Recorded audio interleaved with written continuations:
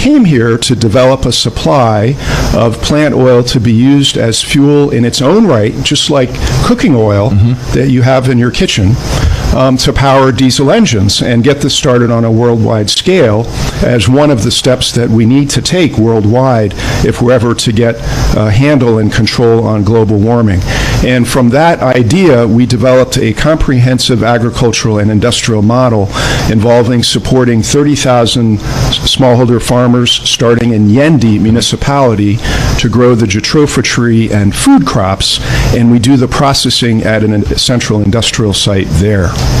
Okay. We haven't started it yet because we have off-takers for the products of the 6 factories with one exception. We're seeking to provide Alafe Foods high-protein vegetable sauce to all school children enrolled in the school feeding program in the 5 northern regions. As I'm sure you and your listeners are aware, kwashiorkor is still a big problem in the north. And we looked at our business plan and realized this was a service we could render. We don't really make money off this part of our business. To deliver to every school child on a daily basis a high-protein vegetable sauce that would provide the child between half and all of his or her daily protein needs. And we can do that on a large scale at the very low cost of 50 pesos per child meal, leaving the balance, the other 50 pesos of the 1 Ghana CD budget in the school feeding program per child for the school caterers to keep their jobs, earn their profits, continue to employ their chefs, and to have money to buy the complementary ingredients such as the starch. Okay. So how did we come to this point of you saying that government officials are taking bribes? Are they taking bribes from you? Well, we haven't paid bribes. That's not our approach. It seems that many of the officials in the government tend to demand, what's in it for me? What am I going to get out of this? What percentage of your revenues am I going to get?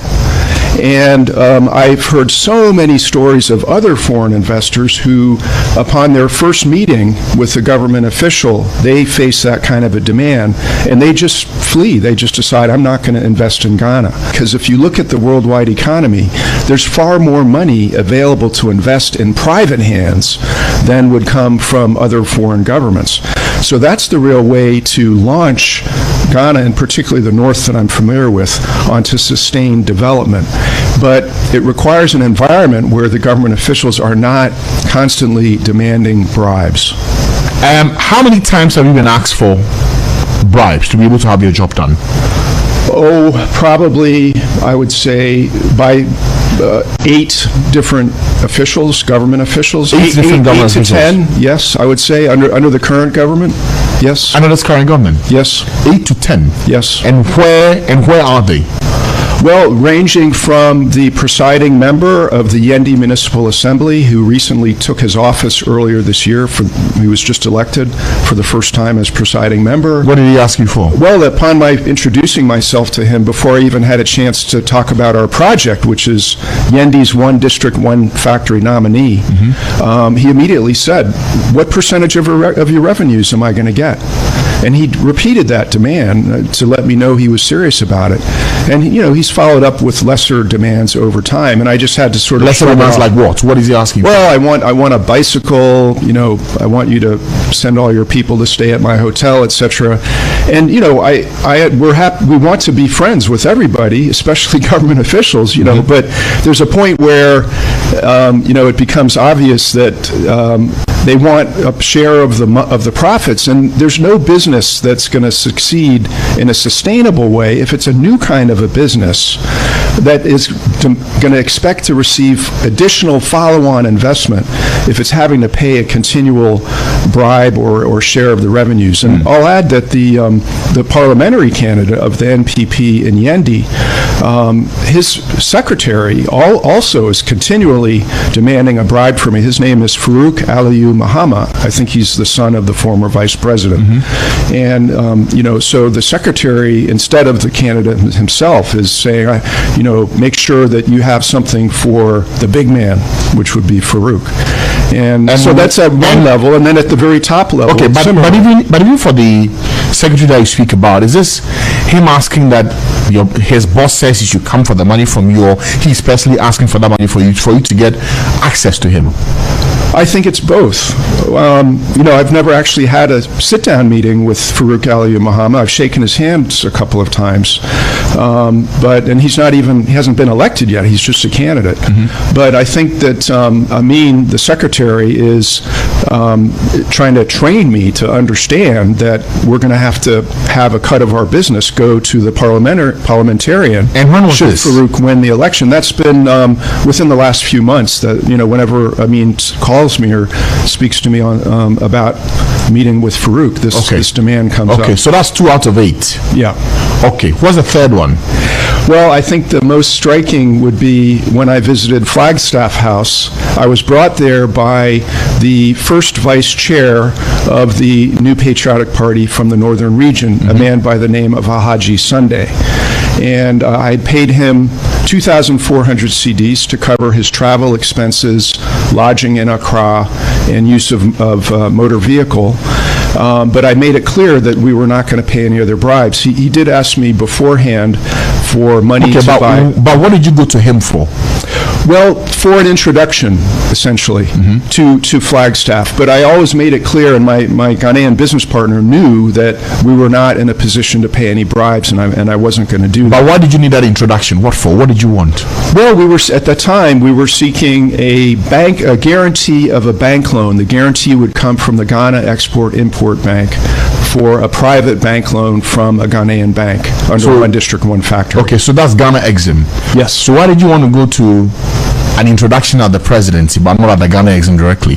Well, we did meet with the chairman of Ghana Exim at some point, but I think before that we thought, my business partner thought, well, if the president's office likes this project and realize it can bring $100 million in private funding just to Yendi municipality alone, and then can be replicated across the north of Ghana after we demonstrate it, that the president's office should see this as a valuable opportunity to help propel Ghana beyond aid, and that they would go ahead, because of the merits of the project, give a favorable recommendation for this this guarantee of a loan. So how did you come to meet the regional vice chair, who you were told would be the best person to give you the connect to get what you were looking for? The vice chair of the NPP in the North, Alhaji Sunday. Who asked you to see him to get what you were looking for? My business partner in Ghana, in Tamale. Who's he? He's no longer my business partner. He quit about a year ago, but his name was Adam Awal, and so he made the introduction. And I had a number of meetings and conversations with Alhaji Sunday before we actually reached Flagstaff House, and he explained the procedure of what was going to happen. He said, we may not meet the president, but we'll meet his nephew or cousin by the name of Asansu. And Alhaji Sunday... Asansu? Who's Asansu? Well, he's one of the 2 deputy chiefs of staff to the president. Asansu Boachi. I don't know his last name, but I'm sure you know who I'm speaking about, and your listeners may as well. Okay, so you finish? He's the deputy chief of staff to the president.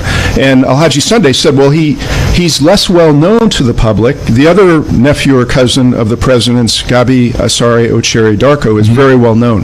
But Asansu, within the government, actually exercises more power because he's officially a deputy chief of staff. And so Alhaji Sunday explained that Asansu actually has the authority and the power to overrule the president, so that if we were able to overrule us in what? If we were able to meet the president and he gave a favorable indication on what we were asking for, which was an introduction to the Ghana Export-Import Bank for a loan guarantee, that Asansu, after we left the president's office, could deny us that opportunity. And I think all along, Alhaji kept explaining this to me 3 or 4 times, and he was basically explaining how a bribe would be demanded. And that's exactly how it turned out, that once we reached the top floor of Flagstaff, Asansu took us into a small cubbyhole office, And he immediately asked me, well, what do you want? And I started to explain our project, and he just went right into it, well, what do you want? So he was a man of business. He wanted to get to the point of why we were there. And I explained what we were seeking, which was a loan guarantee from Export-Import Bank. And that's when the meeting ended. And so I walked out, and then Alhaji Sunday... But how did the meeting end? After telling him what you're looking for, how did that meeting end? Well, Alhaji Sunday and Asansu walked into a separate office, and then when Alhaji Sunday came out to take me out of Flagstaff House, as we were leaving, he explained that he had a note from Asansu, and he told me what the note said. It was for us to go to the Ministry of Trade and Industry, which is, of course, overseeing the One District, One Factory program, and that if they did not that they should not help us unless and until they called back to Asansu. So they were to check back with Asansu, and that Alhaji said Asansu wanted, $20,000. That was and did you hear this directly from him, or this from was Alhaji from Alhaji Sunday? Yeah, and it was right after we left the president's office. This is what he told me. And the whole way that this was set up, how Alhaji Sunday, who brings a lot of people to Flagstaff House. How do you know that? Because he told me that. So it's his word. That was his word. I have no idea if that part of it is true. But he knew everybody in Flagstaff House, and we were able to go right up to the president's office. So I'm assuming that what he said was true in terms of his familiarity with how things operate at Flagstaff. And the way he explained the procedure and the way it played out, exactly as he said, indicated to me that it was really a regular and systematic way that they were conducting business, at least through Asansu in Flagstaff House. Okay, so here's the thing. So you went with Alhaji Sunday yes. to go see Asansu Boakye. Yes. You met him. Yes. He didn't directly ask you for anything. Correct. But Alhaji Sunday told you that Asansu said he wanted that amount of money, $20,000. Yes. Did you pay that money? No. And then, of course, nothing happened when we had a nice meeting at the Ministry of Trade and Industry with the senior civil servant, very lovely gentleman who passed away shortly after that. I forget his full name, something Boateng. And then, nothing came of the loan guarantee idea. Okay, so when was this meeting?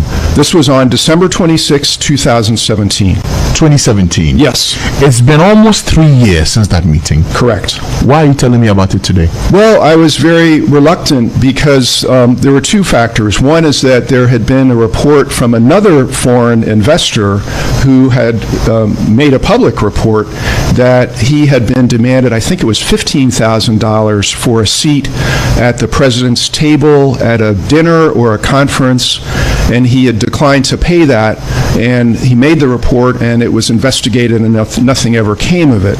So I was afraid if I brought this to anybody's attention that nothing would ever come of it either, and then that would unfortunately harm our relations with the government. Like I said, I'm not an opponent of the government. We want our project to thrive for the north of Ghana and for all of Ghana, but at a certain point, I have to realize that this is a major problem that's blocking development in your country, and I just decided I had to come forward and speak. If tomorrow, if you're called upon to say, Mr. Kwambisa, provide evidence for what you're saying as these allegations, do you have anything to prove it? Well, I'll have my own testimony, which is truthful, and I'll tell you I happen to be a lawyer in my own country, so I'm familiar with legal things. I certainly hope that I don't end up on the receiving end of any charge by this. I don't know how I could, but in any event, I have my own account, and I honestly haven't spoken to any of the people whose names I've mentioned to you as to whether they would back up what I've said happened. For instance, Alhaji Sunday, I don't think I've spoken to him since he took me to a Flagstaff House almost 3 years ago. And I have to expect, because of his position within the NPP party structure, that he would be under pressure to deny. So who else is a witness to all the things you've told me this morning? I've mentioned a few names to you of former business partners, and again, I don't know if they would come out and tell the truth either, but unfortunately, I don't have a tape recording of the brief conversation between Alhaji Sunday and Asansu when Asansu told him to demand a $20,000 bribe of me. That's what he told you? That's what Alhaji Sunday told me. But you don't have any evidence that indeed that happened? I don't have that tape recording. And, you know, But were you there when that request was made?